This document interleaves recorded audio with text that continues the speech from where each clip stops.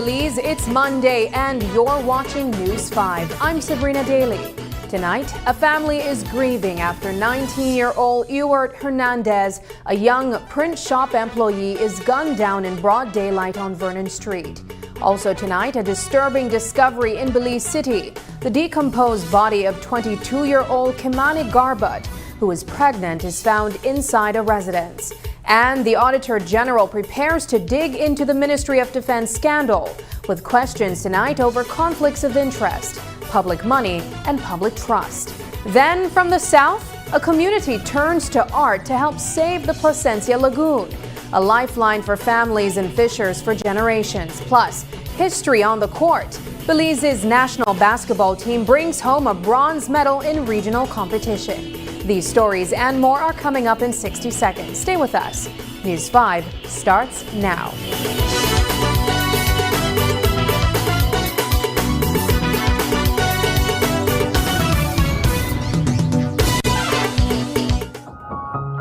What we see on the streets today begins in the home. It begins with family.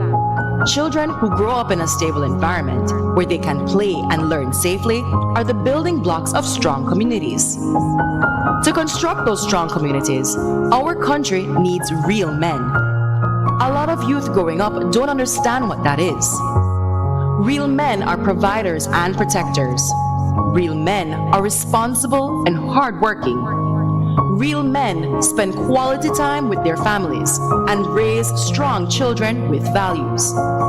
They teach their children honesty and integrity, discipline and commitment, love of country, accountability for their actions, right and wrong. Real men run things.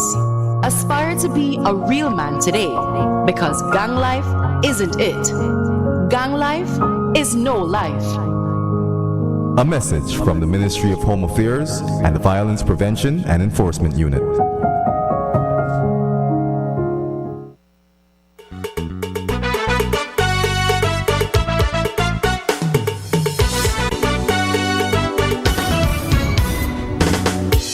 This newscast is brought to you by the Belize Bank Limited.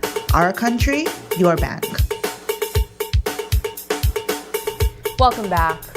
A young man left for work and never made it back home. Tonight, relatives say 19-year-old Ewart Hernandez, an employee at a Belize City print shop, was the victim of a midday murder on Vernon Street. The shooting happened in front of Swift Hall, sending his family rushing to the KHMH emergency entrance, where they struggled to process the news.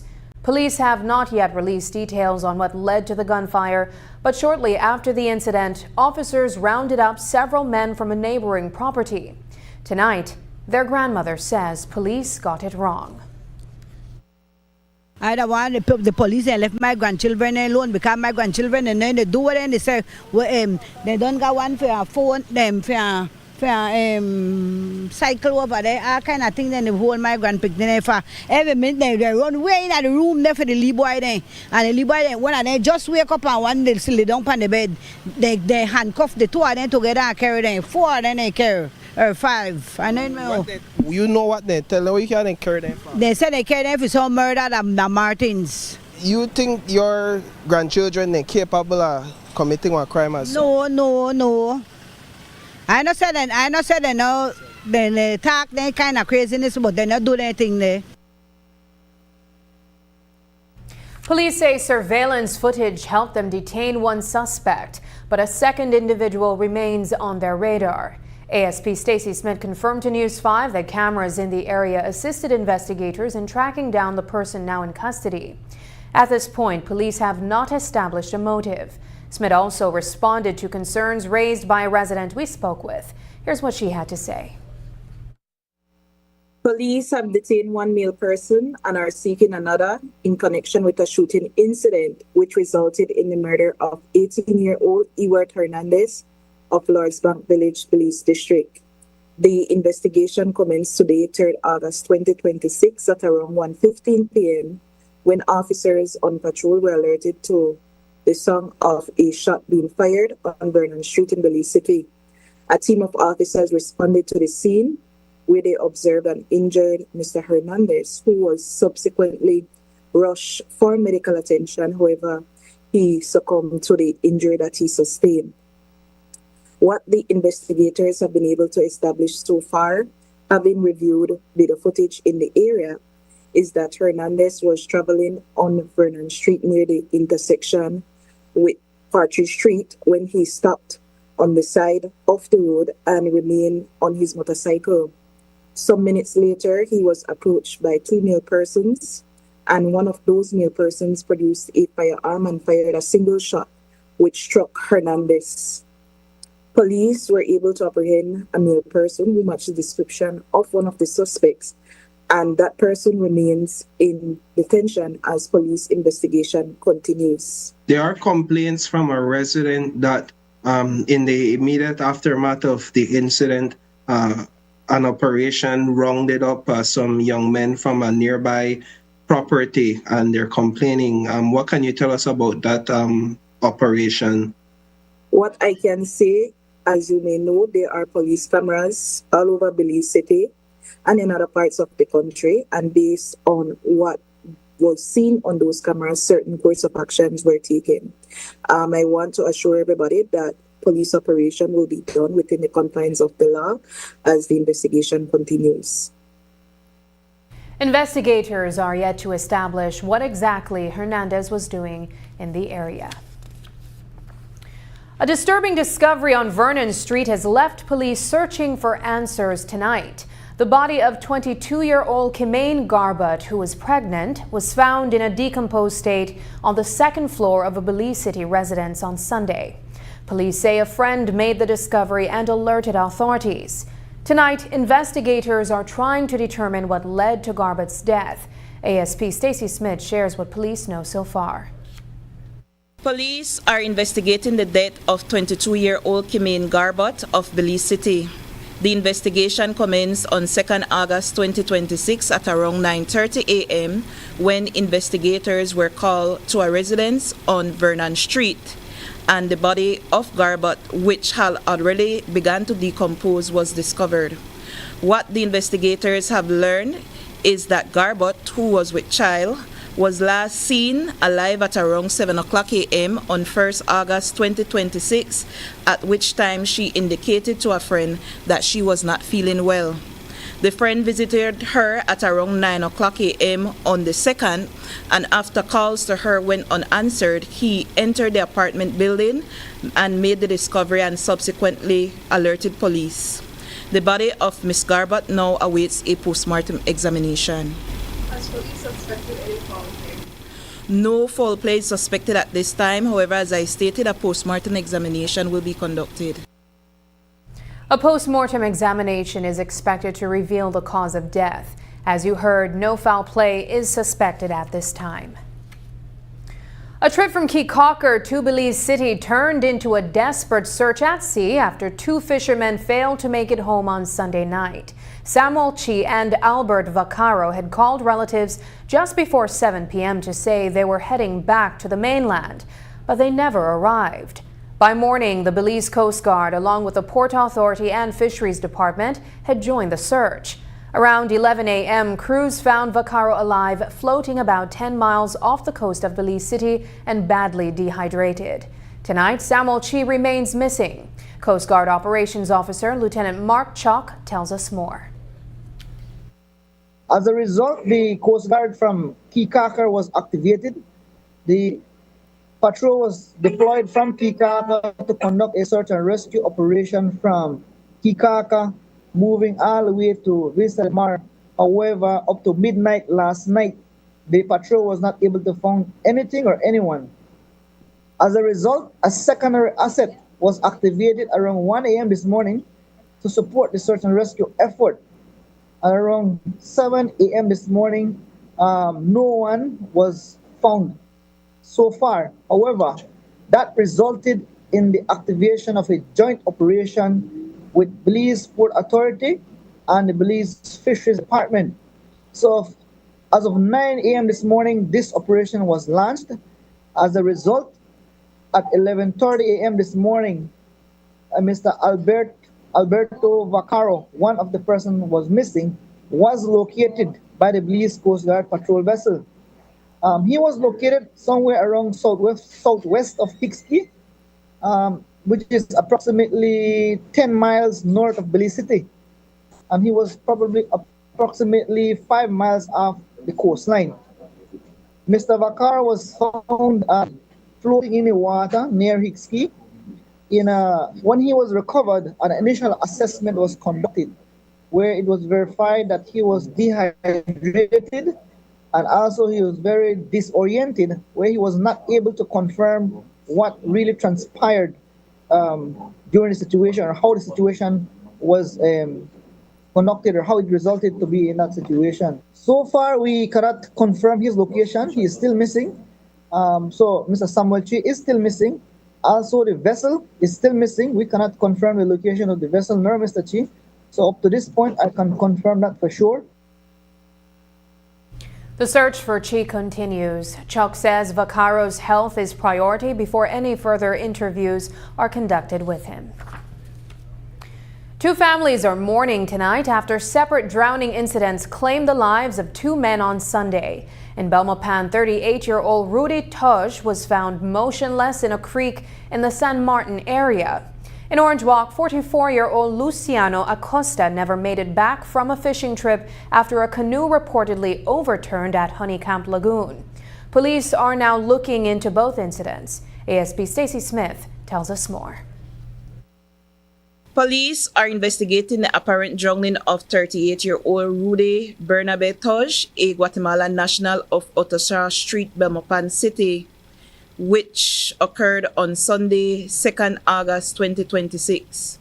The investigation commenced at around 7:30 a.m. on the mentioned date when officers were called to a creek in the San Martin area of Belmopan City.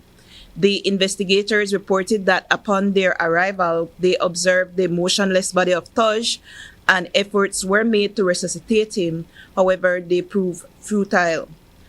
Also observed on the scene was a transparent bottle containing alcohol, which is believed was consumed by Taj before he entered the water. Police are investigating the apparent drowning of 44-year-old Luciano Acosta of Orange Walk Tongue, which occurred on Sunday, 2nd August. The investigation commenced at around 8:30 a.m. on the aforementioned date when investigators were called to the Honeycamp Lagoon area in Orange Walk Tongue. At this location, they encountered the unresponsive body of Ma, which was partially submerged among a mangrove patch. What the investigators have established so far is that Ma was along with friends and family members, and they had gone on an outing in the Honeycamp Lagoon area on Saturday, August 1st, and sometime at around 3 o'clock a.m. on the 2nd of August, he and another male person entered a canoe and went on a fishing trip. It is reported that the canoe that they were in reportedly capsized, and whilst the other male person was able to swim to a mangrove patch and was subsequently rescued, Mr. Acosta was not found until a few hours later in the stated location. Both bodies now await a post-mortem examination. A family emergency in San Jose Socots turned violent over the weekend, leaving an elderly woman seriously injured and police searching for answers. Investigators say the woman was trying to help her 23-year-old grandson, who may have been going through a mental health crisis, when she was hurt inside the family home. Tonight, ASP Stacey Smith explains what police know so far and what they are still trying to determine. Police have detained a 23-year-old male of San Jose Socots in connection with a chopping incident which resulted in the grievous harm of a 62-year-old female relative of that male person. The investigation commenced on Saturday, 1st August at around 7:30 p.m. when police were alerted of the incident at a residence in the village. The elderly female was rushed for medical attention, where she is now listed in a stable condition. Efforts by police and community members led to the apprehension of the male person, who is in custody. What we have learned so far is that the male person may have been undergoing a mental health crisis, and when the female relative sought to aid him, she was injured. Reports are that the woman received injuries to her hands and face. After the break, lighting up in public could soon come with new rules. Government is pushing a tobacco control bill that could change where smokers are allowed to smoke.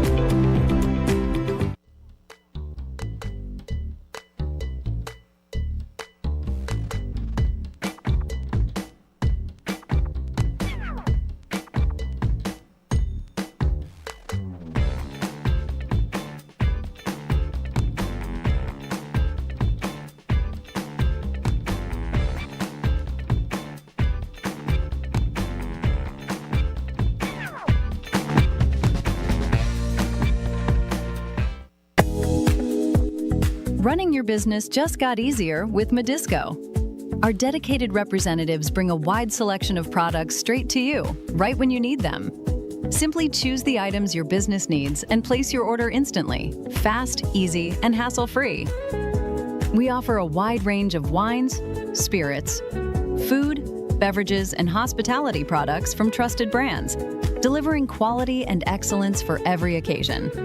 Once confirmed, your order is processed immediately and prepared with care for scheduled delivery. From our warehouse to your shelves. Reliable service you can count on every time. Ordering made easy. Convenient online payment. Efficient cashless delivery. Medisco, delivering products and payment convenience to power your business.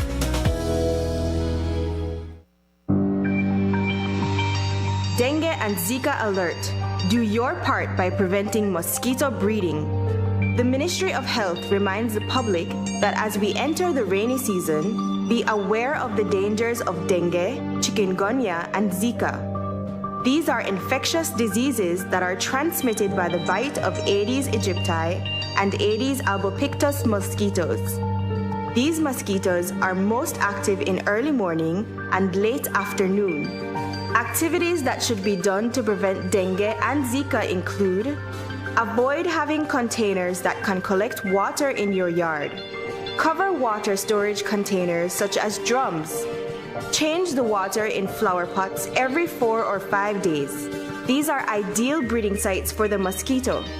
With the elimination of breeding sites in and around the yard, dengue and Zika can be avoided. Dengue and Zika begin with sudden onset of high fever. Other signs and symptoms include rash, joint pain, eye pain. The public is also encouraged to use mosquito repellent spray or lotion on the body or clothing. Do your part by preventing mosquito breeding. A health and wellness message from your Ministry of Health. The next station is not just a place, it's the vacation capital of the world.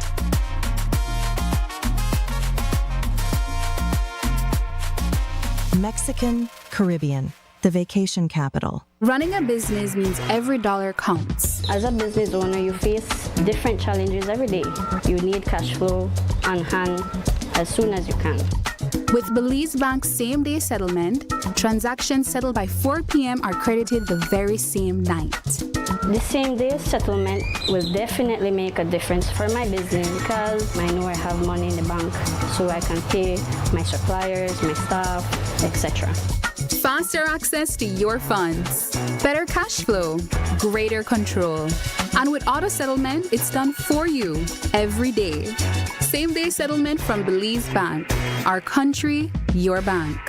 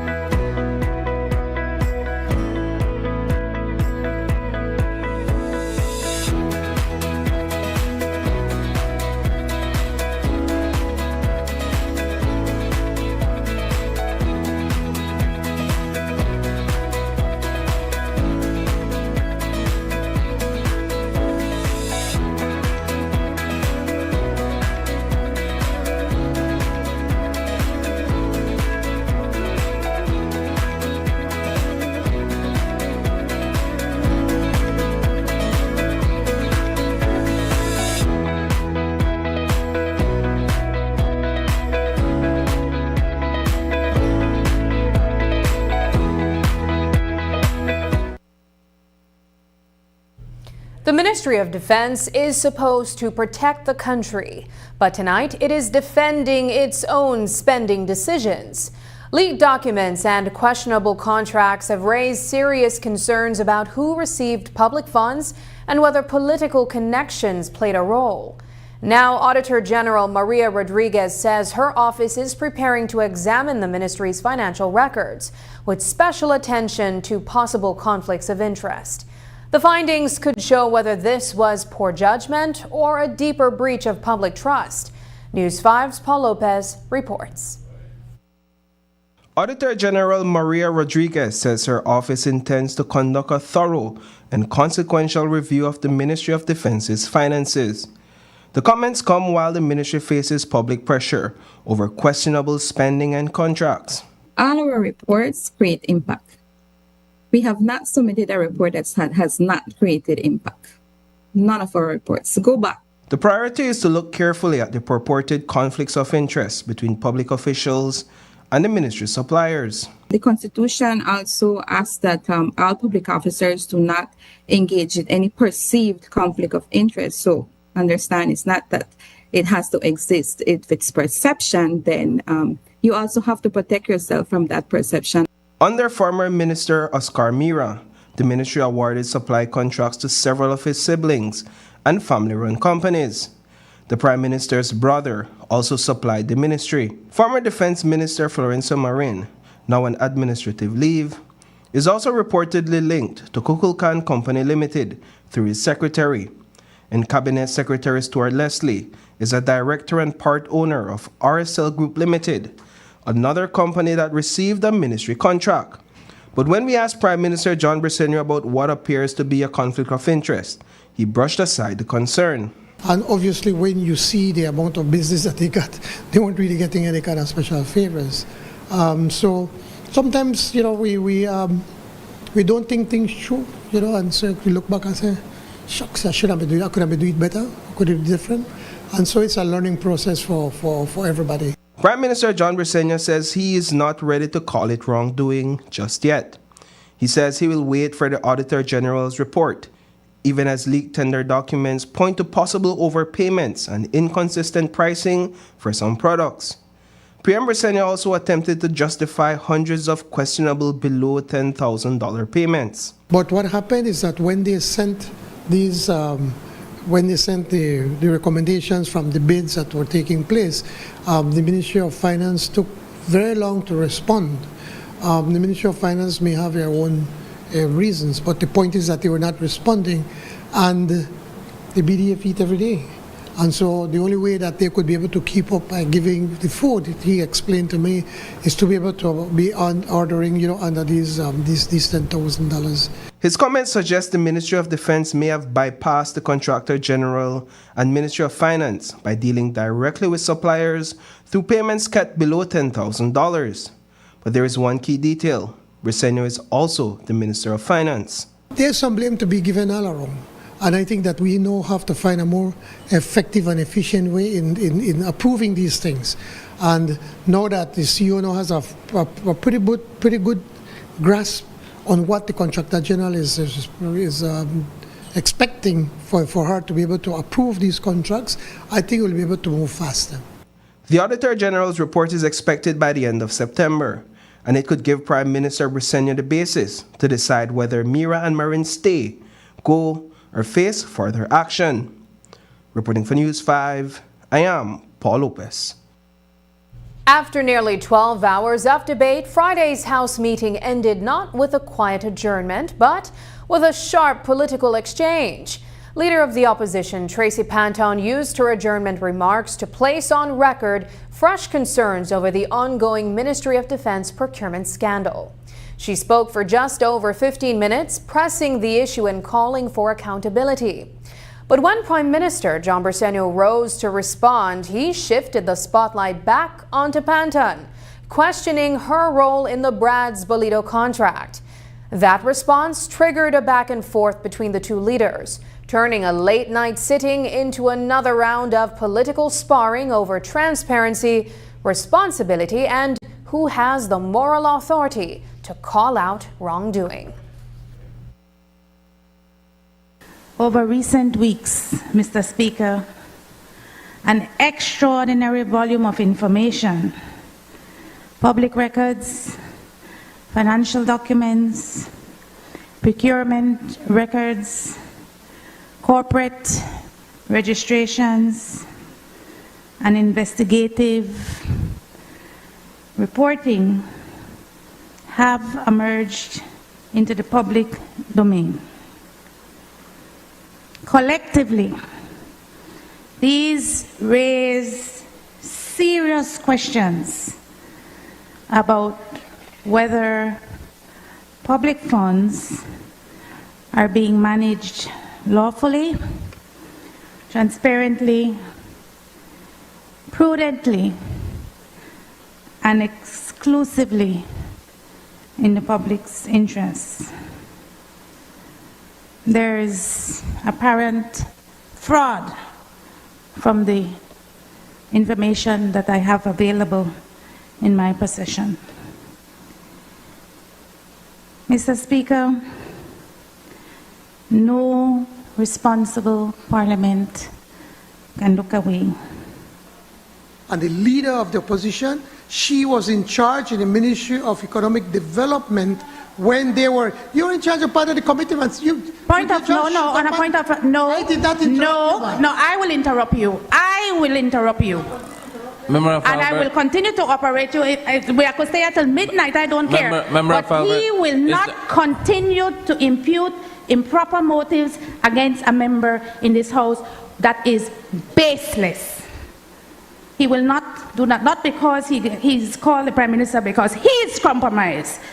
He is compromised, but he will not do that to me. On a point of order, he cannot impute improper motives to me. Thank you, Mr. Speaker. What did the then Prime Minister used to like say, the Hagway Bar and the Hagway Gelip? Like he used to always like say that. I'm telling you, that's what he used to like say in this House. So the point, Mr. Speaker, the point that we're making here, that under their government, and of which she was a member of, they managed to give the People's Bolido to a private group. As we reported, the fate of Oscar Mira and Florencio Marin Jr. now depends on what an ongoing audit reveals. The Briceño administration says it will use those findings to decide what comes next for the two former ministers of defense. A debate over revenue reform has now turned into a question of respect for the workers already doing the job. Some employees at the Belize Tax Service are reportedly upset over comments Prime Minister John Briceño made while speaking on the Revenue Authority bill. He argued that the proposed semi-autonomous revenue authority would need specialized skills that can be better sourced under a statutory body structure. But did that statement undermine the qualifications of current BTS staff? The Prime Minister says absolutely not. Absolutely not. Actually, that's what I made a point, that it requires specialized skills.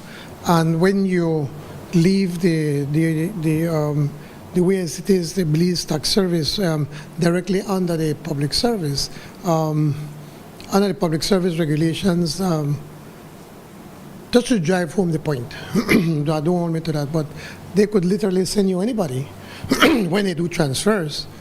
But once you go in a semi-autonomous authority, then they have a better chance to manage their staff. They have a better chance of hiring the people that meets the standards, because it is a specialized skills when it comes to the issue of tax, not only collection but also ensuring that businesses and persons are not trying to deliberately evade taxes, and those, when they make a mistake, that they can help them to get back on their feet. So no, it's contrary. It is because it's a specialized, just like the central bank, the Belize Central Bank, Port Authority is another example whereby you need this specialized, and that's why we have them as an authority. The debate over the proposed Revenue Authority bill is not only about jobs. Public Service Union President Dean Flowers says there are bigger questions that government must answer, including who the legislation is really designed to protect. Flowers is also asking whether any study has been done to measure how taxpayers feel about the current Belize tax service. He argues that morale inside the department is at an all-time low, despite millions of dollars already being spent to improve tax collection. People power. Our recommendations have always been taken into consideration. And I can say to you that people and family livelihoods are underlined. The legislation, as it is drafted, protects a singular individual, the chief executive officer. That's the sole individual who can be a public officer and still work on a contract at 5-year terms in the soon-to-be semi-autonomous revenue authority. I don't know that our intent from the get-go was to stop SARA. I think our intent in the get-go was to get an understanding in terms of what is it that you wanted to really achieve by this. What recommendations are you following? What brought us here? The Belizean people have invested almost $30 million and still have not gotten the tax services department that you envisioned when you amalgamated the income tax and the general sales tax department. As a matter of fact, staff morale is worse than it was under those two departments. We don't know what is there is no study to show what is taxpayer satisfaction. Having spent $30 million of taxpayers' money, which we're now paying back. And now we want to increase the overhead expense to run a department that will grow almost 1.5 times its size. Where will that money come from? The Revenue Authority bill now goes to the Senate for debate. We will continue to follow its development. The days of lighting up freely in public spaces could soon face tighter limits. Government is moving to place stricter controls on tobacco use through the Tobacco Control Bill, which was debated in the House on Friday. Health and Wellness Minister Kevin Bernard says the bill is designed to protect both present and future generations from the harmful effects of tobacco use and secondhand smoke. The proposed regulations include designated smoking areas, tougher restrictions on where people can smoke, and tighter controls on tobacco advertising. Here's more from Friday's debate. There are 3 important pillars, and these are creating 100% smoke-free public spaces, prohibiting tobacco advertising, promotion, and sponsorship, and ensuring that tobacco packaging tells the truth about the dangers of tobacco use. These measures are not unique to Belize. They represent internationally recognized best practices that have been proven to reduce smoking, protect non-smokers, and save lives. The question is, have we consulted adequately with these businesses? Have we assessed how these new compliance or obligations are going to impact the way they conduct their business? Will adequate transition periods be provided? Compliance, you see, can only happen if it's achievable, and compliance should never be punitive by default. The opposition fully supports the provisions prohibiting the sale of tobacco products to persons under the ages of 18 and under. And a person shall not smoke in the following outdoor places: any area within 8 meters from a window, anywhere on the premises that is 5 meters from the outside boundaries of any public place, any waiting area, park, playground, amusement park, stadium area, historic site, public space for the service of consumption of food and drink. The bill also includes mandatory age verification for the purchase of tobacco products. Coming up, government wants to rename DFC, but not everyone is buying the rebrand. Limar Chang challenges the move in the House.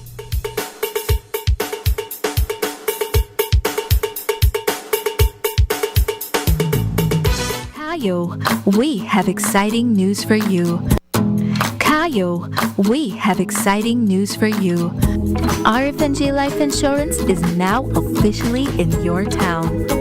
Now, you can visit our office to pay your life insurance premiums or speak to our dedicated agent, Mayeli, about securing your future with the right coverage. Hi, my name is Mayeli Hoy, your designated agent here at RFNG Life in the Kayo District. I'm here to help you explore your options, answer your questions, and find the perfect policy for you and your loved one. Whether you're looking for life insurance, critical illness coverage, or future saving plans, we've got you covered. Take the first step towards securing a stable and prosperous financial future for you and your family. RFNG Life Insurance, now in Kayo. Visit us today or call to schedule an appointment. Your future starts here.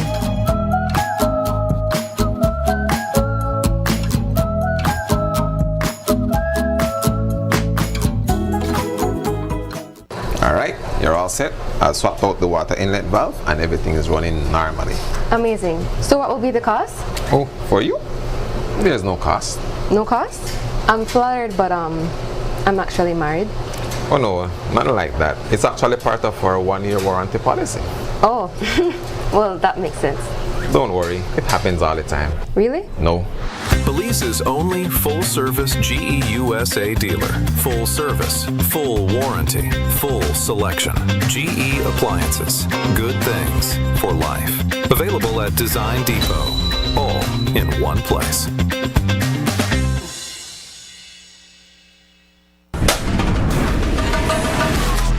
Easy. Accessible. Safe. Yours. Digi Wallet. Easy, accessible, safe, yours. KTV The Remix Season 8 is bringing the heat every Tuesday night. Experience Belize's biggest singing competition live from the Bliss as your favorite contestants battle it out on stage with unforgettable performances. The show starts at 8 p.m. sharp, so don't be late. Get your tickets today at Greater Belize Media on Coney Drive or 88 Shopping Center and come be a part of the excitement. KTV The Remix Season 8, where Belize's next superstar takes the stage. See you every Tuesday at 8 p.m. only on GBM. The next station is not just a place. It's the vacation capital of the world, Mexican Caribbean. Do you know why we are the capital of vacations? Because no other place on earth brings together so many ways to vacation in one single destination. Every vacation imaginable. Mexican Caribbean, the vacation capital. Before our grid reached across Belize, it was built by generations of Belizeans committed to connecting communities and powering progress. Through the hands, the dedication, and the vision of our people, the grid grew with Belize. A nation built through strength and resilience, and a network built pole by pole. Today, that responsibility continues, strengthened by every hand that follows. Each generation building on the last and carrying forward a shared responsibility, serving communities, powering schools, hospitals, businesses, and homes, supporting a nation that continues to grow. Belize Electricity Limited, built to serve, serving Belize.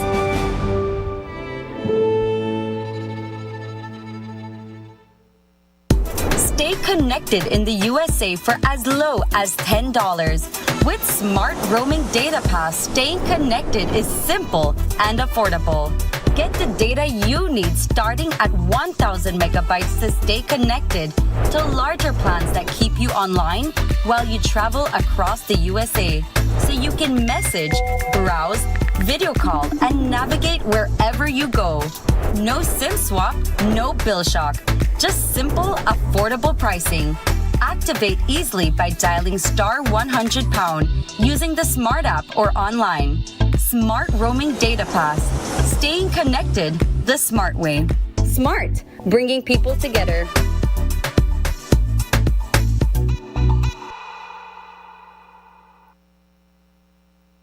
Government says it wants to invest in Belize's power future.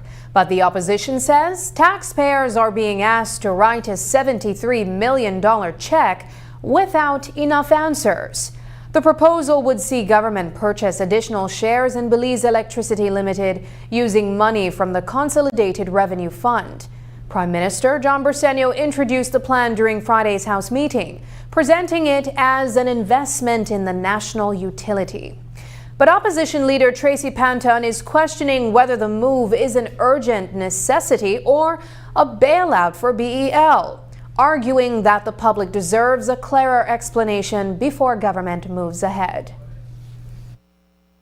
The Belize Electricity Investments Bill 2026 seeks to provide a legal authority for the government of Belize to acquire a significant equity interest in Belize Electricity Limited, BEL, through the purchase of 8,138,020 convertible redeemable preference shares.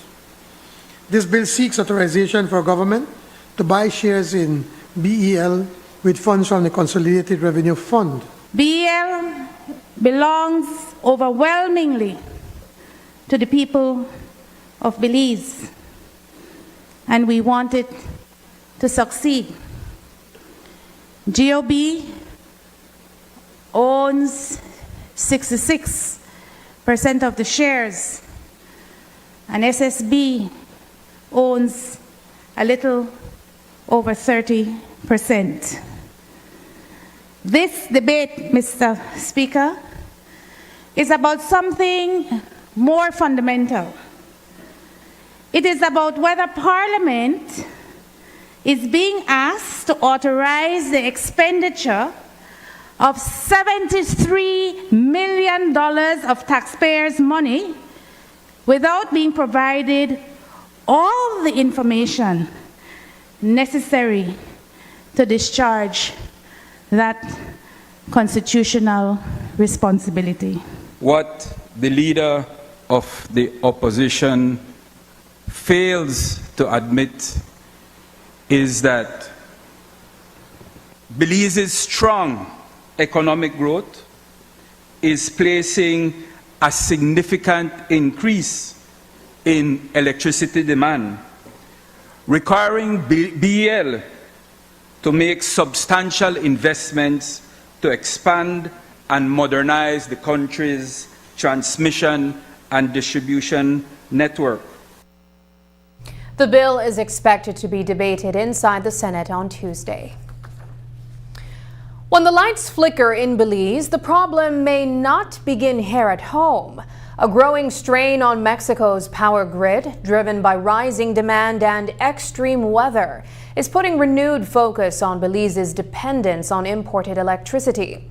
And if that supply becomes less reliable during peak periods, consumers could feel the impact not only through outages, but also through higher costs. Tonight, News 5's Brittany Gordon looks at how Belize is trying to take greater control of its energy future and what solutions are being considered to keep the country powered. What does it take to keep the lights on in Belize?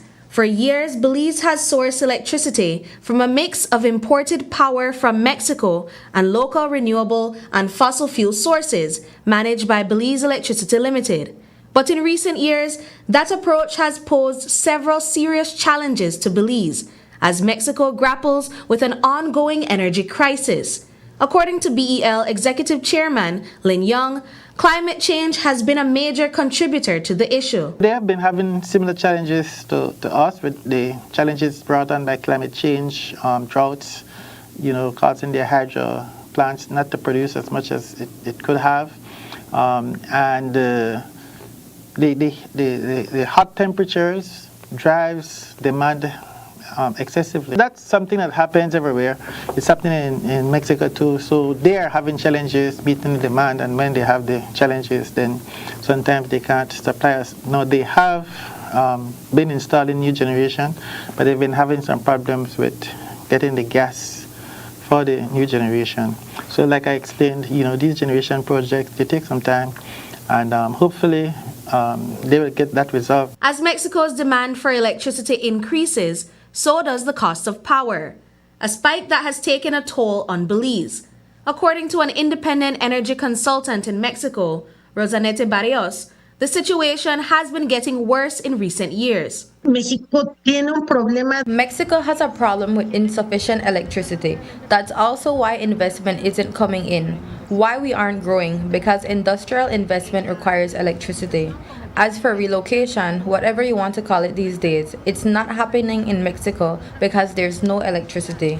So we have a problem with insufficient infrastructure. On top of that, of course, demand normally rises every year as a result of both a growing population and, let's say, the heat, which is becoming an increasingly significant factor worldwide. With no clear end to Mexico's energy supply crisis, Belize has been considering the likelihood of purchasing energy from Guatemala as the only other foreign supplier available to Belize. However, Young explained it is unlikely to manifest anytime soon. The only other country, of course, that's next to us is Guatemala. And so there has been some talk between Guatemala and Belize about us connecting with Guatemala. We've started some studies funded by the IDB. And again, these things take a lot of time. Just the studies alone might take another year or two before we come up with what's the right size transmission lines. And then you have to start negotiating commercial agreements, not to mention the country-level political aspect of it. So that's going to take a while before we can do that. Young says BEL has a path to recovery, but it will take time and a shift in how Belize powers itself. The company is looking to expand solar energy and speed up local power generation with the aim of cutting back on costly electricity imports. He acknowledges that consumers are feeling the pressure of high light bills, but says the hope is that those investments will begin to pay off for Belizeans in coming years. Brittany Gordon for News 5. Prime Minister John Briceño is defending the controversial broadcasting bill, saying it is not an attempt to silence anyone. Instead, he says the proposed legislation targets social media-based news platforms that generate revenue while operating outside the rules that govern established media houses. Briceño argues that if online outlets are reporting news and selling ads, they should also be held accountable like everyone else in the media landscape. There's nothing about censorship. I don't know how you could come to that. I think the big thing about the broadcasting authority is that now all of these online media people, blogs or whatever, that are taking advertisements and everything, also they have to be held to the same standards that you are being held. You all are at a disadvantage competing with these bloggers. These bloggers go online and they hear something and just put it out there without even checking whether it is so or not so, and all kind of thing, and then they're collecting revenues. They're providing a kind of like a service to the public, and they need to be held to the same journalistic standards that you at Love and Creme, Channel 7, Channel 5 are being held to, and that's the main part of it. Technology has changed, so we can't continue using the same legislation that was addressing a technology of the 1990s. So we have to keep up with that. So it has absolutely nothing to do with censorship. The proposed bill remains in the consultation phase. The Development Finance Corporation is getting a new name, but not everyone is convinced that a rebrand is enough. Government wants to rename the DFC as the Development Bank of Belize, presenting the change as part of a broader effort to strengthen the institution's role in national development. But Mesopotamia Area Representative Lee-Mark Chang challenged the move during debate, questioning whether a new name can erase the controversies of the past. His remarks sparked a heated exchange with Prime Minister John Briceño, who defended the proposed change. So basically what you're doing is just changing the name from the Belize Finance Corporation to the to the national development to make sure, so the DFC would then become the development bank of Belize. So I urge the support from both sides of the house. It sounds simple like a name change, Mr. Prime Minister, but what about the past? Why the name change? Why we want to change this name? So we have to sometimes look back into the past and see what happened, why we want this name change. I think we could understand the honorable member from Mesopotamia's insistence and not be able to grasp what we've been trying to tell him. He's on a heavy medication right now. I mean, he got an operation, so I know sometimes it clouds your judgment. So, Mr. Speaker, on a point of order, Mr. Speaker. Mr. Speaker, on a point of order, Mr. Speaker. What's the point? On a point of order. When I asked for a point of order here, I sat down, Mr. Speaker. Mr. Speaker, I recognize the member from Mesopotamia. First and foremost, when the Prime Minister insinuated that I'm on heavy medication, right, Mr. Speaker, since my second day of my operation, I have not taken any pain medication, right? But what he's insinuating is that because I am taking pain medication, that I'm not thinking right, Mr. Speaker. My good friend from Mesopotamia have problem thinking properly even without medication, so I don't know what the issue. The Development Finance Corporation was established in 1963 and maintained that name until today. Still ahead, a Belize police officer tops the region. Inspector Esther Cal graduates valedictorian in Guyana and brings home major honors.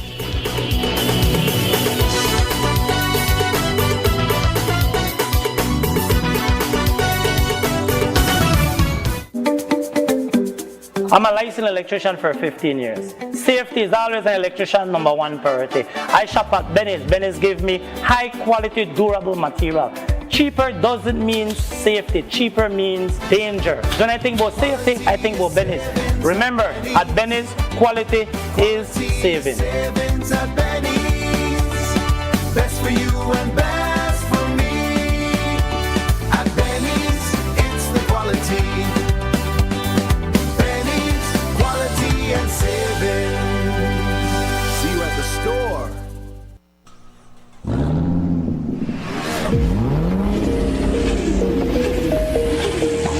Rev up your engines at Puma Energy and get ready for an exciting chance to fuel, fill, and win. For every $30 purchase on fuel, a liter of lubricant, or $10 at Super 7, get a ticket to win one of 20 fuel prizes of $1,000. And here's the thrill. Fill up with Premium Clean Tech Pro and double your chances of winning. Don't miss out on this incredible opportunity. Head to Puma Energy and Super 7 today for your chance to fuel, fill, and win.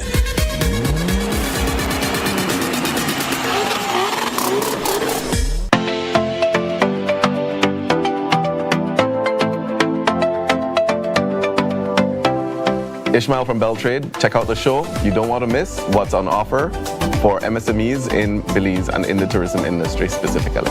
Hi everyone, I'm Boris Iraeta. Please don't miss the next Belize Travel Beat show. We will be talking about the importance of SMEs in the regional promotion tourism in Central America. Hi, I'm David from the Center of Promotion of MSMEs in Central America and Dominican Republic. Don't miss the next show of Travel Beat in Belize. Join us for the next episode of the Belize Travel Beat. We'll be talking about how small, medium, and micro businesses can benefit within the tourism industry.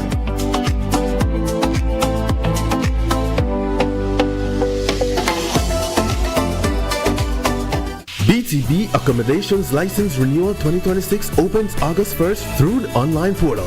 BTB is also having its license renewal clinic countrywide, starting August 10th in Corozal, then in Orange Walk, Key Cocker, San Pedro, Hopkins, Placencia, Toledo, Belize City, San Ignacio, and Belmopan.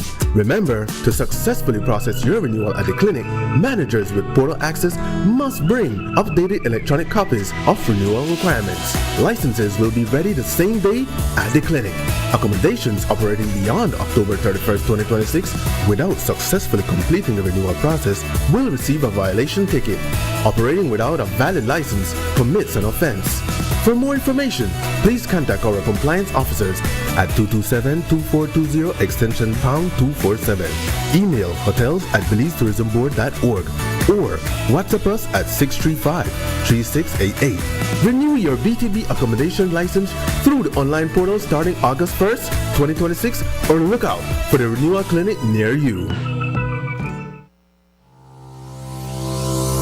Need to submit your sickness benefit claim online and have a physical medical certificate? Here's how you can do it. First, go to ssbportal.org.bz and log into your My Social Security account. Next, on your dashboard, click Benefits and choose Forms. Review the requirements, then click Continue to proceed. Click Apply under Sickness Benefit to start your claim. Review and confirm your banking information. If it is not correct, select No and follow the steps to update your banking details. If your banking information is correct, select Yes. Next, if your illness is not related to an injury at work, select No and proceed to upload your medical certificate. Select your claim period and confirm your employer details. Read the declarations and click each to agree. Click Submit and you're done. A confirmation email will be sent to you. Your employer will also receive an email with your claim details and a request for your salary information. If needed, submit your sickness benefit claim online and receive real-time status updates.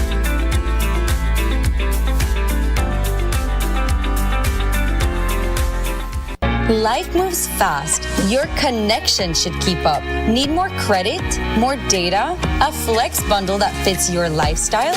With Smart Prepaid, they're a prepaid option for every lifestyle and budget, making it easy to stay connected wherever you are. Because with Smart Prepaid, you can connect on your terms. Purchase credit, data, flex bundles, prepaid plans, and all your favorite prepaid services at any Smart agent, Smart showroom, or simply dial *100 key.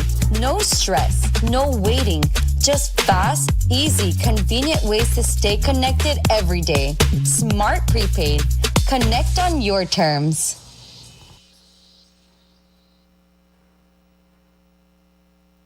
After months of discussion, the push to make Belize's National Sex Offenders Registry public has now reached the floor of the National Assembly. The Criminal Code Amendment Bill was brought to the House on Friday for its second reading, and members generally supported the move. But opposition leader Tracy Panton says the conversation cannot stop at public access. She questioned whether government is also putting the right support structures in place for victims as the registry moves toward implementation. This is a piece of legislation that the opposition can get behind.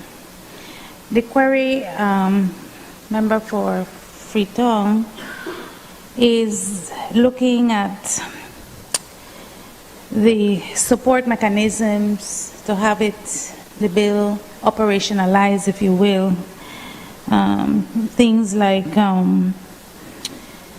sufficient trained investigators, forensic capacity, adequate victim support services, counselor shelters, DNA testing, specialized prosecutors, victims, other forms of victim support. I go back to the member from Orange Walk East. I keep saying Central, but you're the East, not true, Honorable? That laws without that having the level of support necessary for operationalizing and for protecting the primary beneficiaries of this act really is a mere suggestion. She's absolutely right. Your resources, the support infrastructure is obviously critically important to giving teeth, giving meaning to these bills.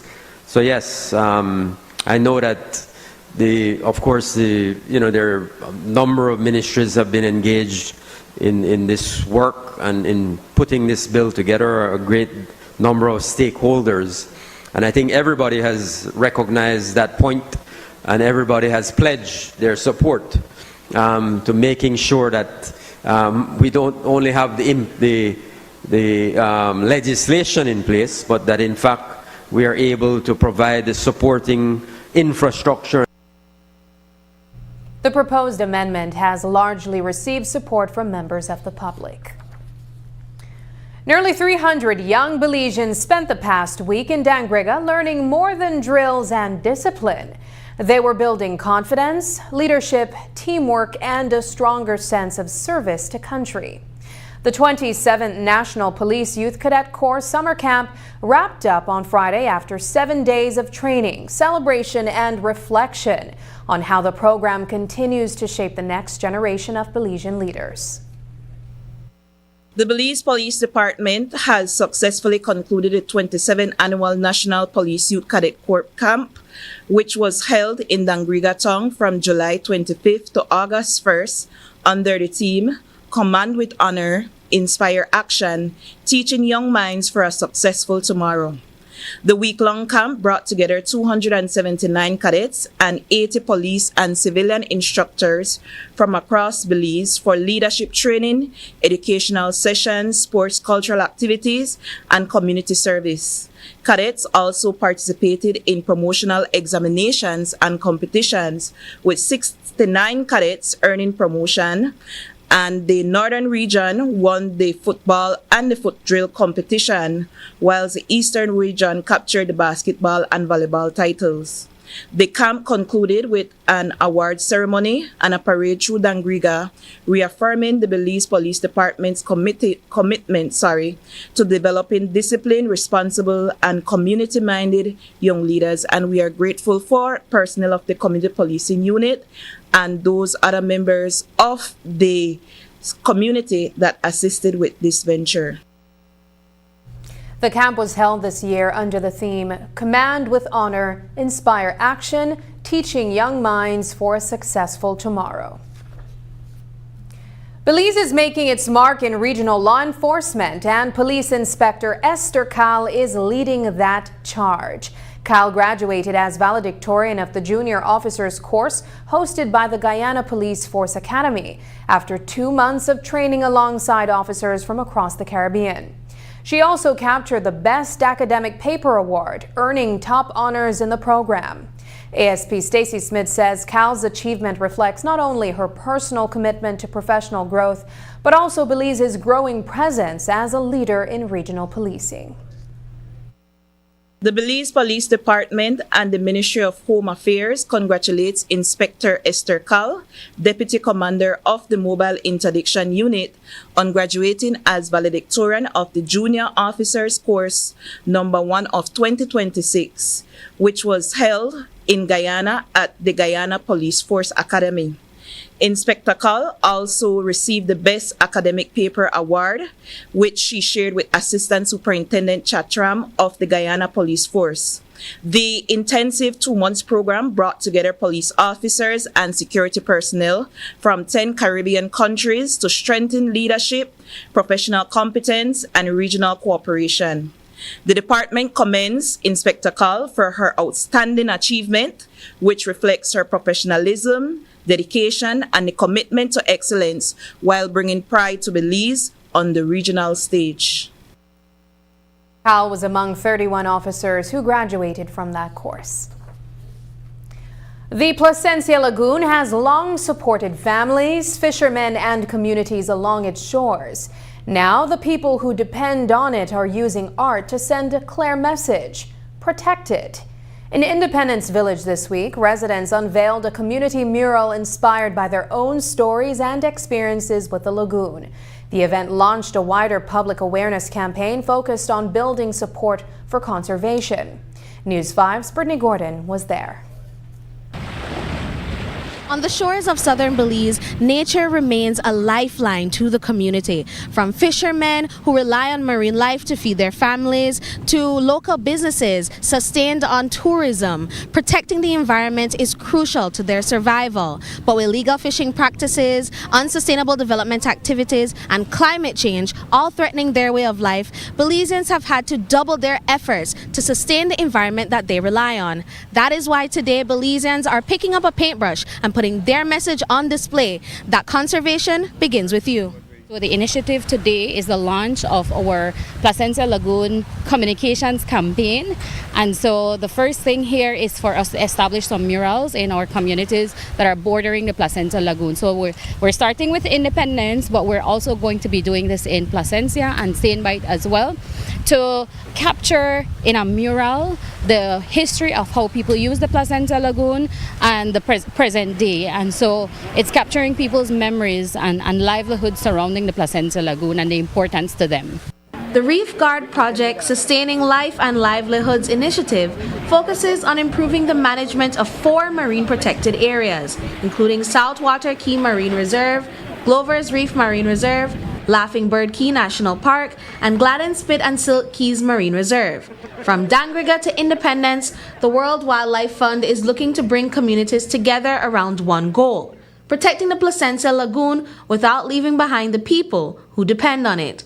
Community liaison Diego Lozano says community involvement is key to conservation. You know, we have a lot of people still depend on this lagoon for several things. You know, we have the tour guides use this lagoon, you know, to earn a little money. We have the grassroots fishermen who use this lagoon to take something home to maintain their family. And we also use the lagoon for recreational purpose. So that's one of the reasons we need to protect this lagoon.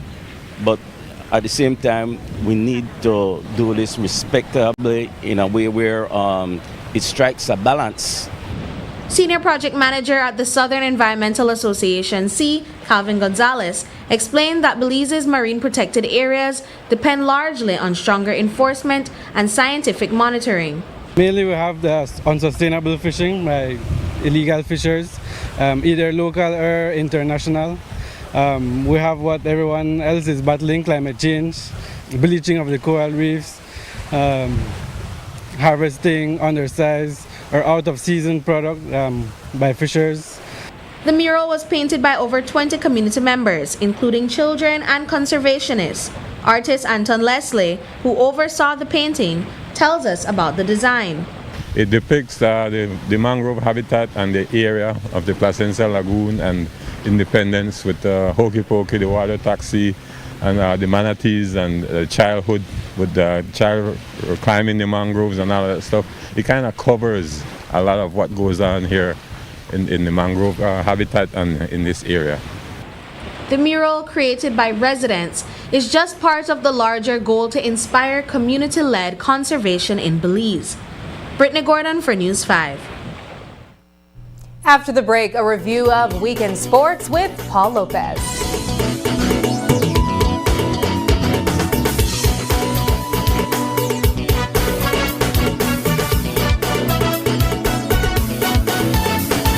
Connected in the USA for Stay connected in the USA for as low as $10. With Smart Roaming Data Pass, staying connected is simple and affordable. Get the data you need starting at 1,000 megabytes to stay connected, to larger plans that keep you online while you travel across the USA, so you can message, browse, video call, and navigate wherever you go. No SIM swap, no bill shock, just simple, affordable pricing. Activate easily by dialing *100# using the Smart app or online. Smart Roaming Data Pass. Staying connected the smart way. Smart, bringing people together.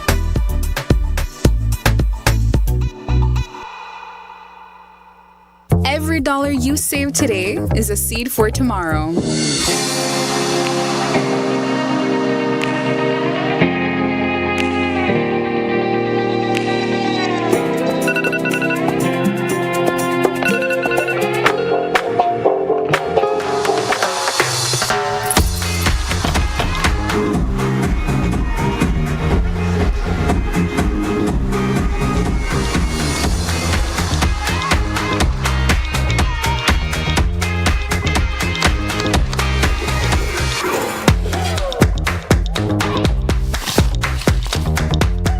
Let your dreams take root and grow. Belize Bank, your future, our commitment.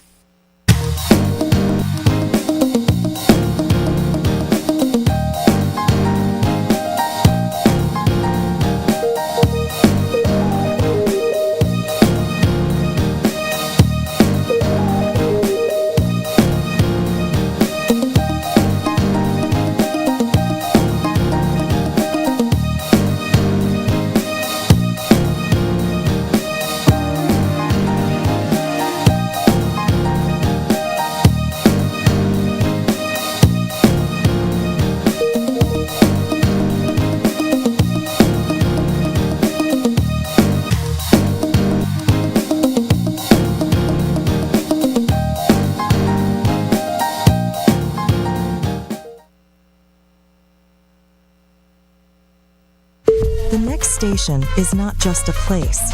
It's the vacation capital of the world, Mexican Caribbean. Do you know why we are the capital of vacations?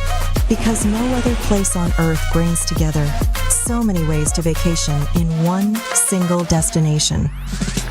Every vacation imaginable.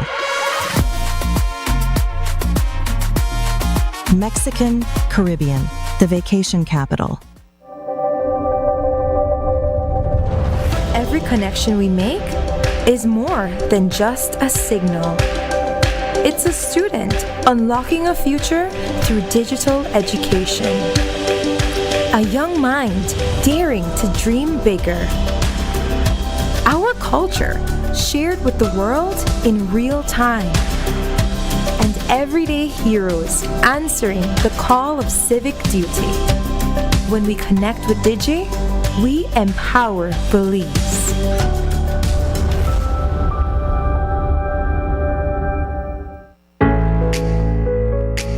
Sport has the power to inspire, unite, and transform lives. Now it's time to shape its future. The National Sports Council of Belize is developing a new Belize National Sports Policy and Strategic Plan, a roadmap that will guide the growth and development of sports across the country for years to come. But we can't do it without you. Whether you're an athlete, coach, federation representative, parent, sponsor, sports fan, or simply passionate about sports in Belize, this is your opportunity to have your voice heard. Join us at one of our public consultations taking place across the country and help us shape the future of Belizean sport. Toledo, Monday, August 10th. Cayo, Tuesday, August 11th. Stan Creek, Tuesday, August 11th. San Pedro, Wednesday, August 12th. Belize District, Thursday, August 13th. Corozal, Thursday, August 13th. And Orange Walk, Friday, August 14th. Your ideas, your experiences, your vision. Together, let's build a stronger future for sport in Belize. Have your say. Shape the future of Belizean sports. The National Sports Council of Belize, building the future of sport together.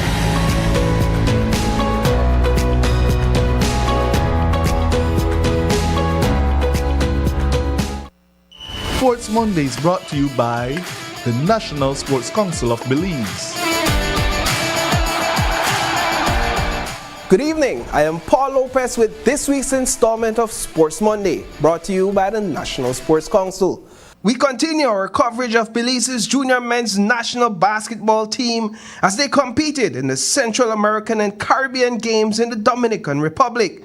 Team Belize suffered a deflating loss on Saturday at the hands of regional powerhouse Puerto Rico. That game ended 111 to 68 points. But all hopes of a podium finish was not lost. Today, Team Belize competed against Mexico for the bronze medal.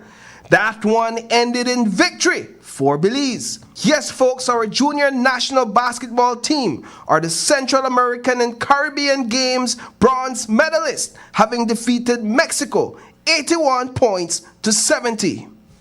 The Belize Softball Federation is declaring loudly that male softball is back, and that was most evident over the weekend during the men's softball national tournament.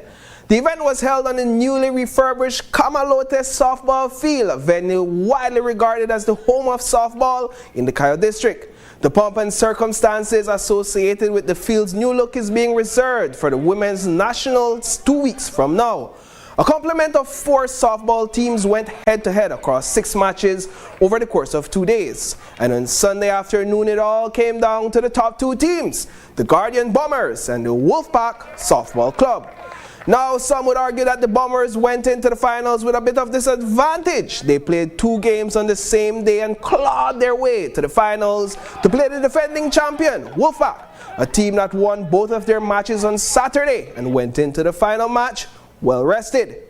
It was clear from the onset that Wolfpack was the most dominant team. They scored 4 runs in the first 3 innings and capped off the 4th and final inning with an impressive 6 runs, bringing their total to 10. Wolfpack's impressive finals run was marked by multiple home runs, including this one from Renee Flowers. The officials employed the mercy rule in the fourth inning and called off the match with a score of 10 runs to 0, declaring Wolfpack your 2026 men's national softball champions. Mean a really lot for us because we caught undefeated. We fight for game for day one. We get together, bring out the pitchers now, we go start work for January and us prepare for the season now. One of the things that I think make the team different is our coaching staff and our management. Always the behind with, push we, make sure that we prepared, fully equipped, fully everything just set at the right time for the what we have to do and put the work out there. Flowers' impressive performance earned him 3 individual awards, including the Most Valuable Player Award. The winning team walked away with a $1,000 cash prize. The sub-champions, the Guardian Bombers, received a $500 check. Bombers' Shane Williams received an individual award for most runs batted in.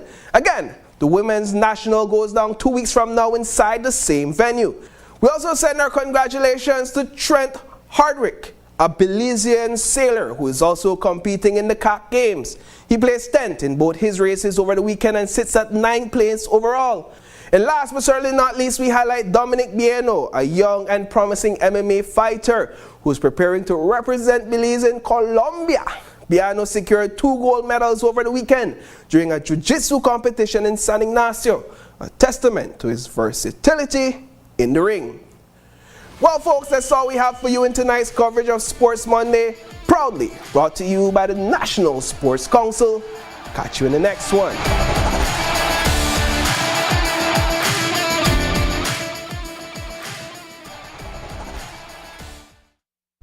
Before we leave you, here's tonight's viewer's voice. On our first story, grandmother says police got it wrong after Vernon Street killing. Miklo Black commented, "You can defend them all you want. At the end, they do whatever they want. You can't put your head on the block for them nowadays, Grandma." Turning to one rescued, one missing after fishing trip. Cheryl Lewis Flowers shared, "Look in the same area you found the first one, just praying that he is found safe." And finally, on protecting Belizeans from secondhand smoke, Jamira Nicholas shared, "Tobacco? How about those selling cocaine? How about actually doing something to the mental challenged patients who are on it? People knows who sell the drug but refuses to do anything about it. How about cracking down on that?" Thank you for engaging with us online. Your voices shape the national conversation. Keep those comments coming and we'll continue to feature them right here.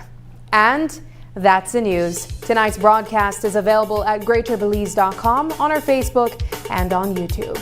I'm Sabrina Daly. Thanks for joining us, and from all of us here at News 5, good night.